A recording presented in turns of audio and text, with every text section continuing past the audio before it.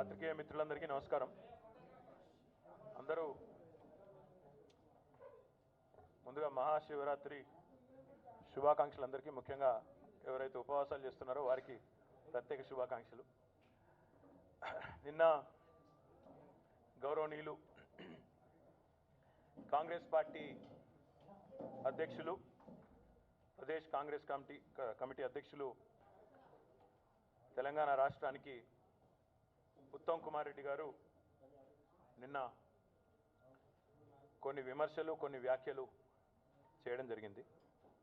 ముఖ్యంగా కాంగ్రెస్ పార్టీకి సంబంధించిన ఇద్దరు శాసనసభ్యులు గౌరవనీయులు రేగా కాంతారావు గారు, ఆత్రం సక్కు గారు ఇద్దరు కూడా బహిరంగంగా బాహాటంగా మేము ఆదివాసీల ప్రయోజనాలు, మా ప్రాంత అభివృద్ధి, గిరిజనుల సంక్షేమం ఇవన్నింటినీ దృష్టిలో పెట్టుకొని కేసీఆర్ గారి ఆలోచన విధానం నచ్చి మేము టీఆర్ఎస్ పార్టీలో చేరబోతా ఉన్నాము.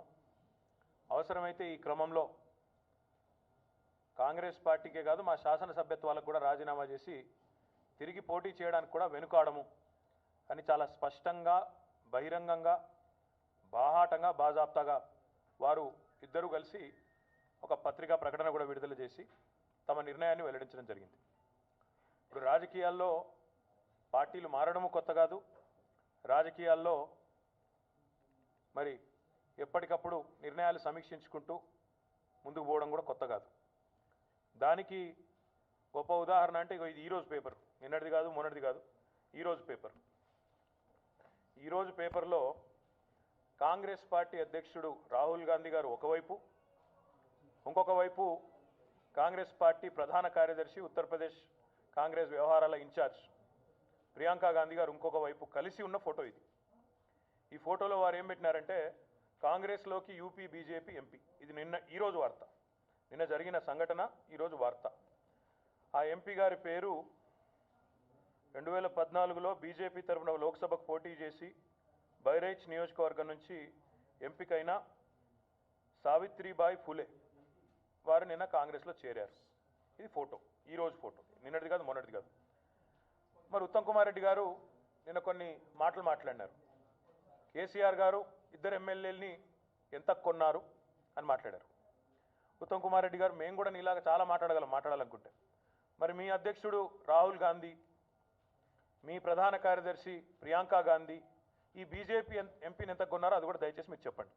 ఈ కొనుగోళ్ళు, అంగట్లో సరుకులాగా, పశువుల సంతలో పశువుల్లాగా ఎమ్మెల్యేలు పార్టీ మారితే లేదా ఎంపీలు పార్టీ మారితే మీరు చేసిన కుసంస్కారమైన, వికారమైన, చాలా దుర్మార్గమైన వ్యాఖ్యలు ఏవైతే ఉన్నాయో నేను వాటిని తీవ్రంగా గర్హిస్తూ ఉన్నాను, తీవ్రంగా ఖండిస్తూ ఉన్నాను.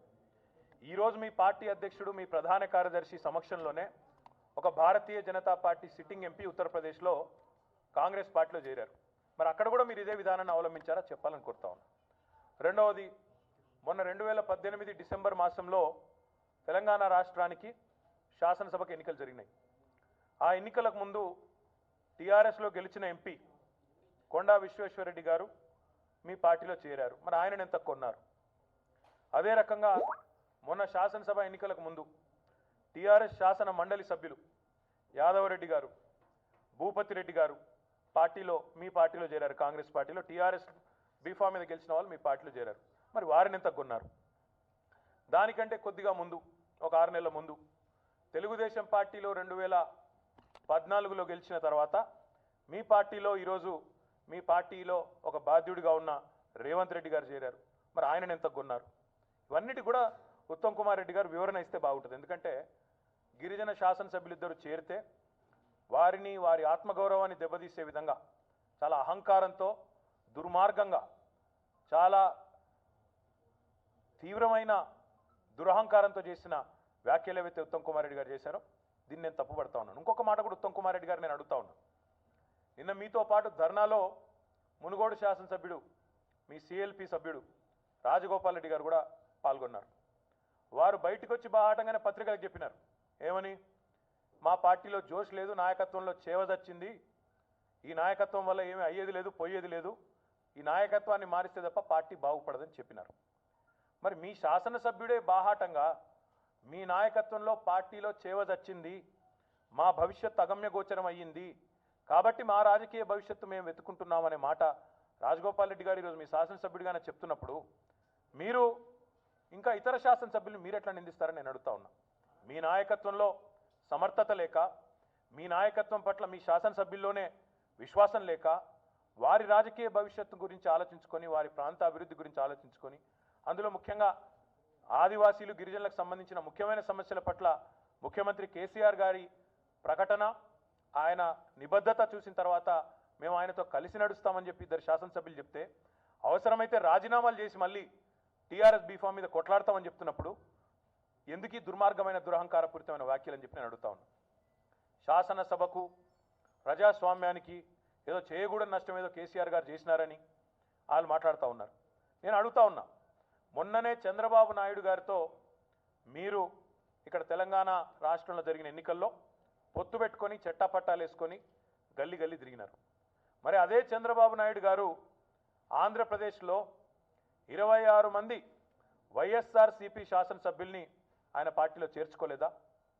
చేర్చుకున్నప్పుడు మరి ఆ రోజు మీకు ప్రజాస్వామ్యానికి కలంకమని, ఎమ్మెల్యేలను కొన్నారని, ఇంకోటని మీకు అనిపించలేదా?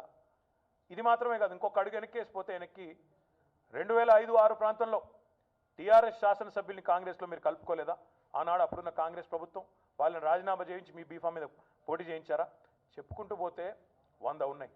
కాబట్టి ఇలాంటి మాటలు మాట్లాడే ముందు 1కి 4 సార్లు ఆలోచించుకొని మాట్లాడితే మంచిదని చెప్పి గౌరవనీయులు ఉత్తమ్ కుమార్ రెడ్డి గారికి నేను విజ్ఞప్తి చేస్తా ఉన్నా. ఇంకోటి, ఈ రకంగా మాట్లాడడం వల్ల ప్రజల్లో కొనుగోళ్ళని, కొన్నారని, అమ్ముడు పోయినారని మాట్లాడడం వల్ల ప్రజల్లో రాజకీయ వ్యవస్థ ప్రతిష్టను మనమే దిగదార్చుకునే వాళ్ళం అవుతా ఉన్నాం. ఇది ఎంతవరకు మంచిదో మీరు ఆలోచించండి. మీ నాయకత్వం పట్ల విశ్వాసం కోల్పోయి, మీ వల్ల కాంగ్రెస్ పార్టీ ఇక్కడ భవిష్యత్ అంధకారం అనే ఒక విషయాన్ని అర్థం చేసుకొని ప్రజల్లో పలుకుబడి పోయింది, కాంగ్రెస్కు ఇక్కడ భవిష్యత్తు లేదు అనే ఒక నిర్ణయానికి వచ్చిన తర్వాత ఇద్దరు శాసనసభ్యులు పార్టీ మారితే దాన్ని ఈ రకంగా చాలా దుర్మార్గంగా చిత్రీకరించే ప్రయత్నం మీరు ఏదైతే చేస్తూ ఉన్నారో ఇది మంచిది కాదు ఉత్తమ్ కుమార్ రెడ్డి గారు. మరి మీరు చేసిన వ్యాఖ్యలకు మీరే సమాధానం చెప్పాల్సిన పరిస్థితి కూడా వస్తుంది. మీకు ఈరోజు బీజేపీ ఎంపీ ఈరోజు చేరారు మీ పార్టీలో, రాహుల్ గాంధీ సమక్షంలో, ప్రియాంక గాంధీ సమక్షంలో. అక్కడ కూడా కొనుగోలు చేశారా? విశ్వేశ్వర్ రెడ్డిని, యాదవ్ రెడ్డిని, భూపతి రెడ్డిని, రేవంత్ రెడ్డిని కొనుగోలు చేశారా? మరి ఏం చేశారో అది కూడా చెప్పాలని చెప్పి కూడా నేను కోరుతా ఉన్నాను. ఈ వ్యాఖ్యలు మంచిది కాదు అనే మాట కూడా వారికి విజ్ఞప్తి చేస్తూ మేము ముందు నుండే చెప్తా ఉన్నాం, తప్పకుండా ప్రజల ఆదరణ మాకుంది కాబట్టి ముమ్మాటికి ప్రజా విశ్వాసంతోనే మేము శాసనసభను కూడా, ప్రజలపైన ఉన్న అచంచలమైన విశ్వాసంతోనే శాసనసభను కూడా ముందస్తుగానే రద్దు చేసి పోతా ఉన్నామని చెప్తే కూడా ఆ రోజు కూడా ఇట్లాంటి పిచ్చి ప్రేలాపనలే పేలినారు. పేలిన తర్వాత ప్రజలు తీర్పిచ్చారు, విస్పష్టమైన తీర్పునిచ్చినారు. ఇచ్చిన తర్వాత కూడా ఇదే రకమైన మాటలు కొనసాగడం మంచిది కాదని చెప్పి ఉత్తమ్ కుమార్ రెడ్డి గారికి, కాంగ్రెస్ పార్టీ నాయకత్వానికి విజ్ఞప్తి చేస్తూ, మరి ఈ వ్యవహారం మానుకోకపోతే తప్పకుండా ప్రజలే బుద్ధి చెప్తారనే మాట కూడా మళ్ళొకసారి వారికి తెలియజేస్తూ ధన్యవాదాలు.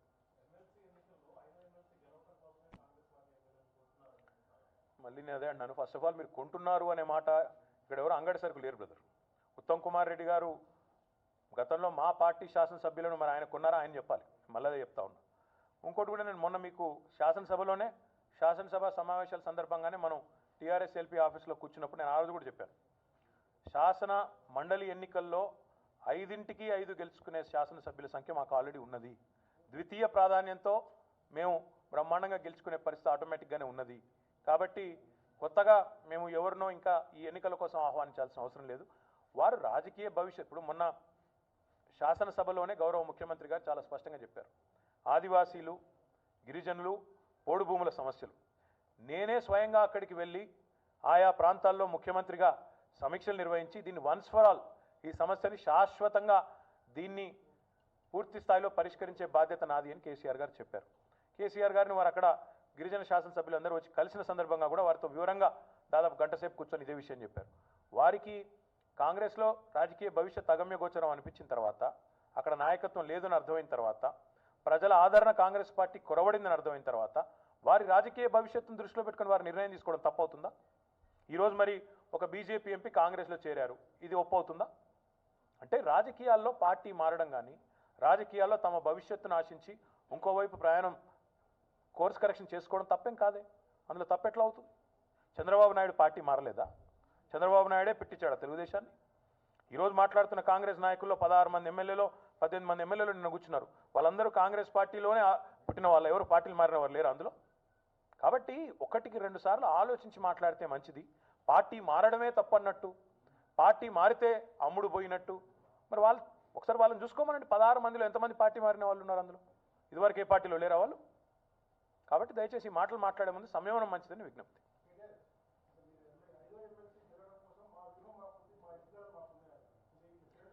మా వ్యూహం ద్వితీయ ప్రాధాన్య ఓట్లతో గెలవాలని చూస్తారు కదా. రిజల్ట్ రోజు మార్చి 12 నాడు చూస్తారు కదా. గెలుస్తామని చెప్తున్నాను 100%. ఆ రోజు చెప్పాను, ఈ రోజు కూడా చెప్తున్నాను. మీరు చూస్తారు 12 నాడు.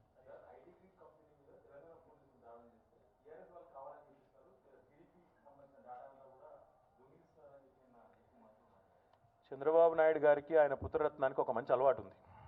అదేంటంటే అడ్డంగా దొరికిపోవడం, దొరికిపోయిన తర్వాత మిద్దెలెక్కి అరవడం, బుకాయించడం. అప్పుడు ఓటుకు నోటు కేసులో మన వాళ్ళు బ్రీఫ్డ్ మీ అని అడ్డంగా దొరికిపోయారు. ఆ రోజు నుంచి ఈ రోజు వరకు మళ్ళీ చంద్రబాబు నాయుడు గారు అప్పుడు కూడా ఇట్లే రంకెలేశారు. ఏమని? మా మీద మా ఫోన్లు ట్యాప్ చేస్తారు. అంతేగాని ఏనాడు కూడా నేను కాదు అన్నదన్న మాట మాత్రం పొరపాటున కూడా అన్నాడు. ఈరోజు ఏమైంది? ఇక్కడ చాలా సిల్లిగా మాట్లాడుతున్నారు. ఏమంటారు? తెలంగాణ పోలీసులు, తెలంగాణ అధికార వ్యవస్థ ఈ ఐటీ గ్రిడ్ అనే కంపెనీ మీద దాడులు చేసింది. అయ్యా జరిగింది ఏంటంటే, ఇప్పుడు అమరావతి అనేది మీ రాష్ట్రం, మీ రాజధాని. అమరావతికి ఒక అమెరికా టూరిస్ట్ వచ్చిండు అనుకో, ఆయన పర్సు పోయిందనుకో, ఆ పర్సులో విలువైన సమాచారం ఉందనుకో, ఆ అమెరికా టూరిస్ట్ ఒక కంప్లైంట్ ఇస్తాడు పోలీసు వాళ్ళకి, అయ్యా నా పర్సు పోయిందని. కేసు ఎక్కడ పెడతారా? అమరావతిలో పెడతారా, అమెరికాలో పెడతారా? అమరావతిలో పెడతారు కదా. అమెరికా టూరిస్ట్ అని చెప్పి అమెరికాలో కేసు పెట్టరు కదా. నేను జరిగింది ఏంది ఇక్కడ? లోకేశ్వర్ రెడ్డి అనే ఒక వ్యక్తి, గతంలో ఏదో ఐటీ కంపెనీలో పనిచేసిన వ్యక్తి, నేను ఆంధ్రప్రదేశ్ పౌరుణ్ణి, ప్రస్తుతం ఇక్కడ హైదరాబాద్లో నివాసం ఉంటున్నా, ఆంధ్రప్రదేశ్ పౌరులకు సంబంధించిన సమాచారాన్ని, ఆంధ్రప్రదేశ్లో ఉండే కోట్లాది మంది పౌరులకు సంబంధించిన సమాచారాన్ని, అధికారిక సమాచారాన్ని, గవర్నమెంట్ వెబ్సైట్లో ఉండే, గవర్నమెంట్ డేటాలో ఉండే, డేటా సెంటర్లో ఉండే సమాచారాన్ని ప్రైవేటు వ్యక్తులకు అప్పచెప్తా ఉన్నారు. ప్రైవేటు వ్యక్తులు, ప్రైవేట్ ఐటీ గ్రిడ్ అనే సంస్థ దీన్ని తెలుగుదేశం పార్టీకి రాజకీయంగా లబ్ధి చేసే విధంగా ప్రైవసీ చట్టాలకు తుట్లు పొడుస్తూ ఆంధ్రప్రదేశ్ ప్రజల పర్మిషన్ లేకుండా ఐటీ చట్టం సెక్షన్ 66, 72 ఐటీ యాక్ట్లోని ఈ 2 సెక్షన్లు 66, 72ను ఉల్లంఘించి వారు తస్కరిస్తున్నారు.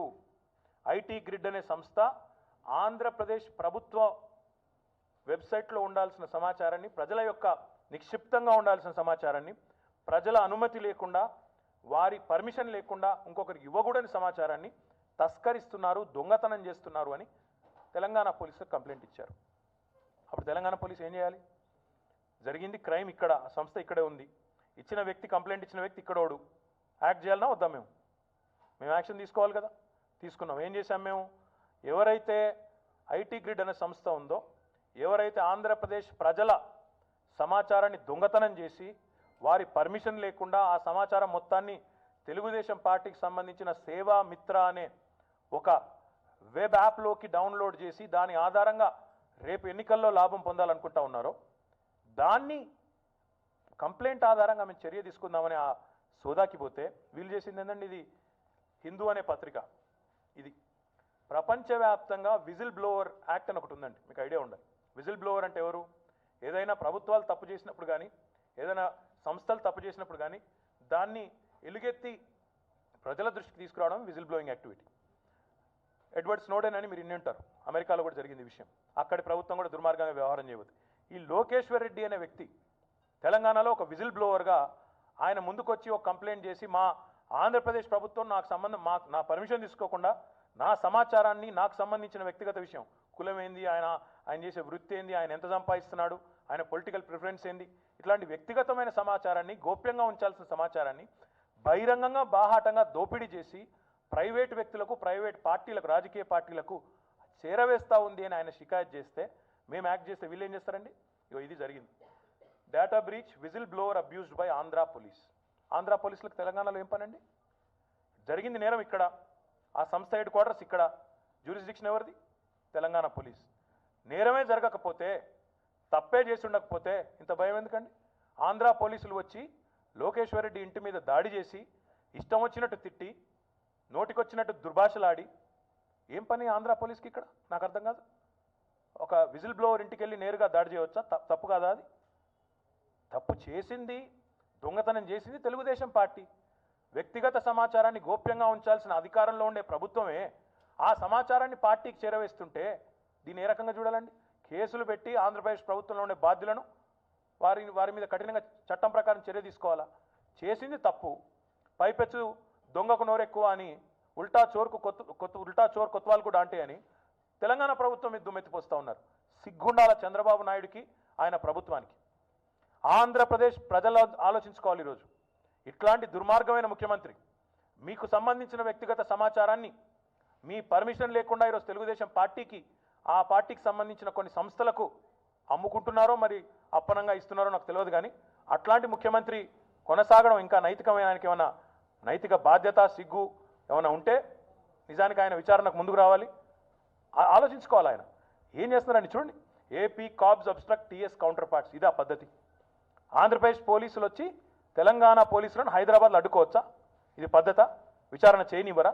ఆయన దాచేది లేకపోతే భయం ఎందుకండి నేను అడుగుతా ఉన్నా. ఐటీ గ్రిడ్ అనే సంస్థ ఏం తప్పు చేయకపోతే భయం ఎందుకు నీకు?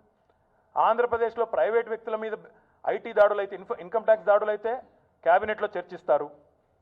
హైదరాబాద్లో ఐటీ గ్రిడ్ అనే సంస్థ మీద ఇక్కడ హైదరాబాద్లో ఉండే ఒక పౌరుడు కంప్లైంట్ ఇస్తే తెలంగాణ పోలీసులు సైబర్ సేఫ్టీ యాక్ట్ ప్రకారం వారి మీద చర్య తీసుకుంటే ఆంధ్రప్రదేశ్ ప్రభుత్వం ఉలిక్కిపడుతుంది. ఎందుకు? తప్పు చేయకపోతే భయం ఎందుకు?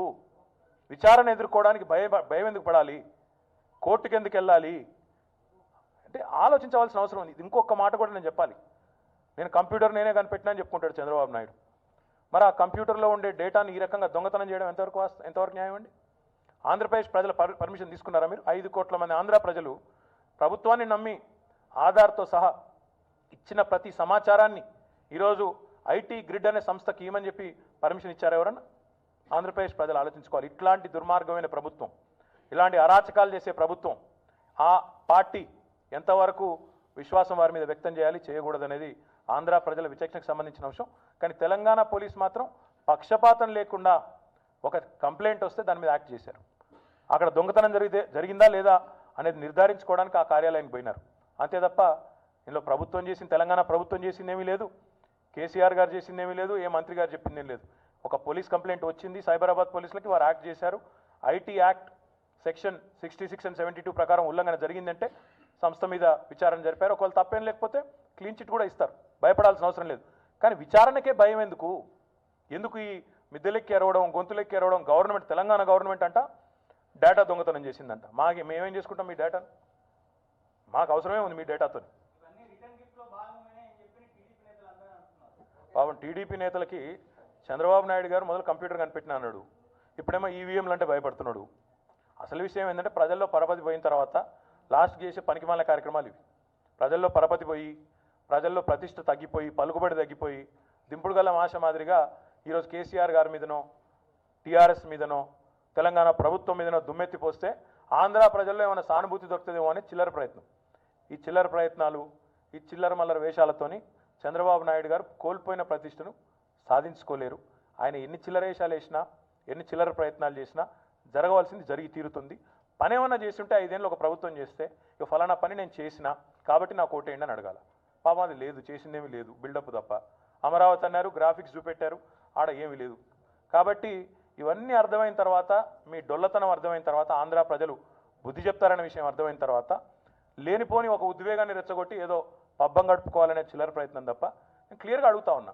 మీరు దొంగతనం చేయకపోతే చంద్రబాబు నాయుడు గారు ఆంధ్ర ప్రజల సమాచారాన్ని మీరు దొంగతనం చేసి ఐటీ గ్రిడ్ అనే సంస్థకు అప్పగించకపోతే, మీ పార్టీ యొక్క తొత్తులకు అప్పగించకపోతే నీకు భయం ఎందుకు? హైదరాబాద్లో సంస్థ కేంద్ర కార్యాలయం ఉంది, ఐటీ గ్రిడ్ అనే సంస్థ. ఆ కంప్లైంట్ ఇచ్చిన పౌరుడు హైదరాబాద్లో ఉన్నాడు, లోకేశ్వర్ రెడ్డి. మరి అట్లాంటప్పుడు హైదరాబాద్ పోలీసులు యాక్షన్ తీసుకోవాలన్నా వద్దా? అసలు ఆంధ్ర పోలీసులకి ఇక్కడేం పని?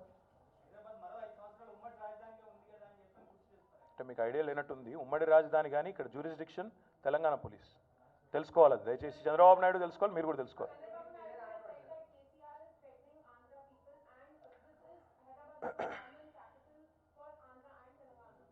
Why would we threaten anybody? You can check with, see, if we had threatened any people of Andhra origin in Hyderabad, do you think we would have won 18 out of the 22 seats here?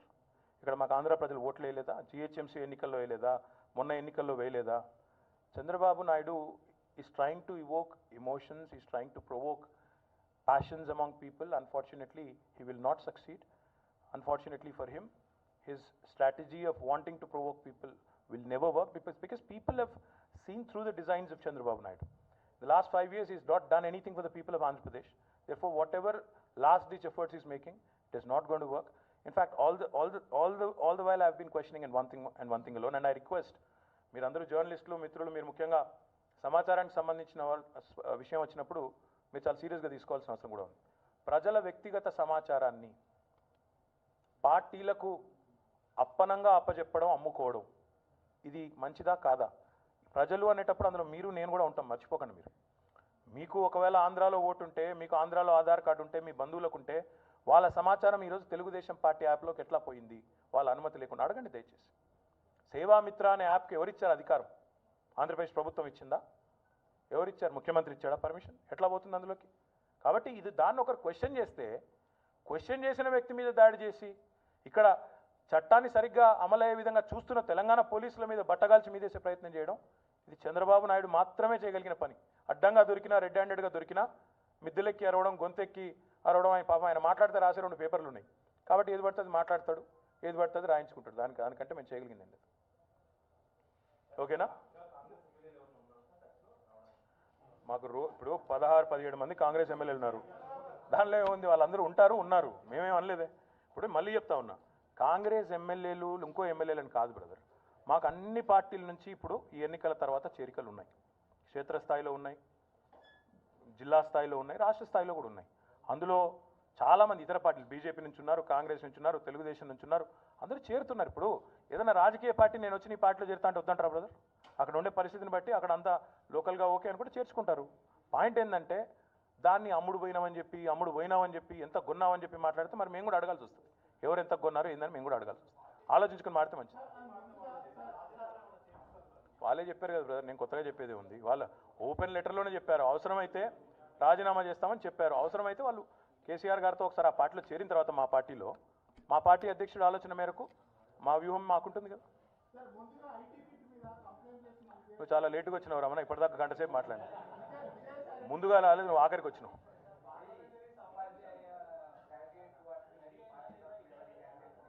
అది మా party అధ్యక్షులు నిర్ణయించాల్సిన విషయం, వారు నిర్ణయిస్తారు. నేను ఏమంటున్నా అంటే, ఆలోచిస్తూ ఉన్నాం. ఎందుకంటే జనరల్గా అయితే ఉపాధ్యాయ ఎన్నికలు కానీ లేదా గ్రాడ్యుయేట్ ఎన్నికలు కానీ అందులో పార్టీ గుర్తులు ఉండవు. పార్టీ గుర్తు మీద జరిగే ఎన్నిక కాదు కాబట్టి పెట్టాలా వద్దా అనేది ఇంకా మేము అనుకోలేదు. అల్టిమేట్గా ఒకవేళ పెట్టాల్సి వస్తే మా పార్టీ అధ్యక్షులు ప్రకటిస్తారు. బట్ ఇప్పటికైతే ఏ నిర్ణయం తీసుకోలేదు. కానీ పార్టీ రహితంగా జరిగే ఎన్నికలను అదే రకంగా ఉంచితే మంచిదనే ఒక ఆలోచన అయితే ఉంది.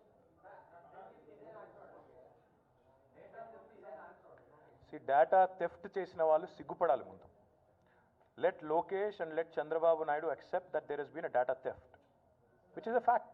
ఒకవేళ డేటా థెఫ్ట్ జరగలేదంటే విచారణకు రమ్మనండి. ముందుకు ఎందుకు భయం? 18 కేసుల్లో స్టే తెచ్చుకున్నారు.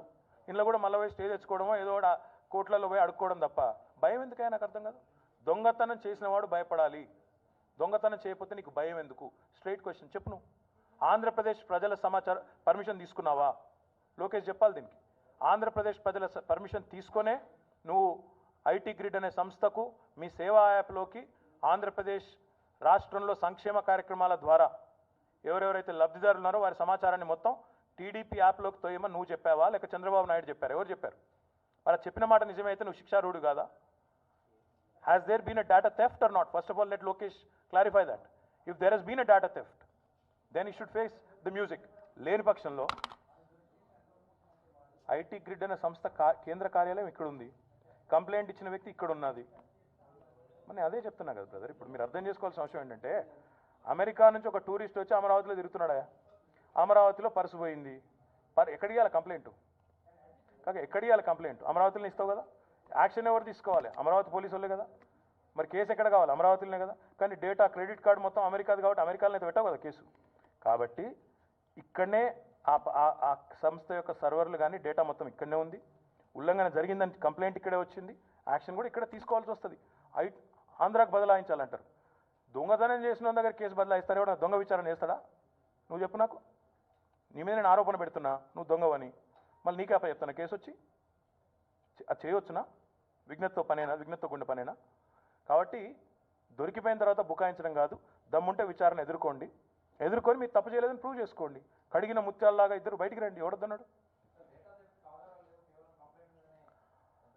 Let them stand up for a scrutiny or a probe, brother. If they have not done anything wrong. తప్పు చేయకపోతే భయం ఎందుకు, జంకెందుకు? తప్పు చేసిన వాడే కదా ఈ టైప్లో అరుస్తాడు. ఇంకా కావాలంటే ఆధారాలు ఉన్నాయి, నవ్వుతారు మీరు చూస్తే. పాపం నిన్నటి నుంచి చాలా కష్టపడుతున్నది తెలుగుదేశం పార్టీగో. ఏం చేస్తున్నారంటే వాళ్ళు ట్విట్టర్లో, ఫేస్బుక్లో లేని ప్రొఫైల్స్ సృష్టించారు, డమ్మీ ప్రొఫైల్స్. ఇగో మీకు చూపెడతాయి, ప్రొఫైల్ అన్నీ మీకు ఇచ్చిపోతా, కావాలంటే చూసుకోండి. పాపం వీళ్ళందరూ పెయిడ్ ఉంటారు కొంతమంది అలా. వాళ్ళని పెట్టి, రోబోట్స్ని పెట్టి, తెలంగాణ గవర్నమెంట్ ఏదో దొంగతనం చేసిందని చెప్పి పాపం గొంతు దించుకొని అరుస్తూ ఉన్నారు. దొంగతనం చేసింది మీరు నాయన. దొంగతనం చేయలేకపోతే ఇది చూసుకోండి కావాలంటే. I show you all this. మీరు నిన్నటి నుంచి కష్టపడతా ఉన్నారు పాపం, డబ్బులు ఇచ్చి కొంతమందిని పెట్టించుకొని సోషల్ మీడియాలో వాళ్ళతో బదనాం చేయించే క్యాంపెయిన్ ఒకటి నడుపుతూ ఉన్నారు. ఇవన్నీ నడవవు, ఈ స్టంట్లు, ఈ గేమ్లు. ఒకప్పుడు పాపం ఈ సోషల్ మీడియా లేనప్పుడు, ప్రజలకు ఏం తెలియనప్పుడు నడిచిన చంద్రబాబు నాటకాలు కానీ ఇంకా నడవు. చూస్తావు.